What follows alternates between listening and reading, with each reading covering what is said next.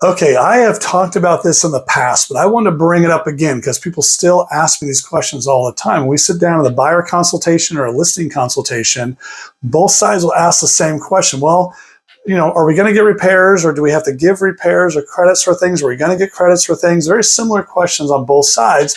Well, technically, I tell them, of course, that in California, everything is sold as is. Remember those air quotes, because as is kind of a fluid term, because in the contract it also states, even though everything is sold as is, that the buyer still has the right to their investigations if that's in the contract. If they do those investigations and they find something that is obviously not to their liking, they can ask for repairs or credits to be done. So just understand that as you go through, you get your inspections done. Maybe you bring us a specialist. The inspector found some things with the plumbing.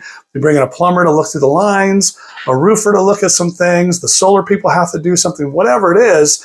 You can look at those items, and even though you may have signed a contract and in the counteroffer, the seller puts something like house to be taken in possession as is, you can still come back and say, hey, look, we found a major issue with the foundation here or with the plumbing here, and it's going to cost like $12,000.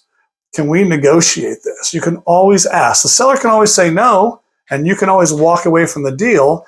But just because you signed something or you've agreed to as is, until you remove your contingencies, you can still ask for those items, or until that seller has given you that notice to perform because you haven't removed your contingencies, you can still ask for those items and negotiate those things. So just something to think about, that even though you might have a short contingency period or the seller is stated as is, no need to panic. You can still ask them for things if something comes up, because as a buyer or seller, you may not be the professional. You may not be a contractor. You may not have home inspection, intelligence. And so that's why you hire those people to do those things. And then you can ask for those things. Just as a seller, be prepared that even though you've put as is in the contract, that someone can still come back and ask for those things, but you can, of course, deny those requests. Okay? So something to think about, just to give you a little bit of pause, or, kind of help you with not so much concern when you're doing your inspections, that you do have that ability to do that even though everything is considered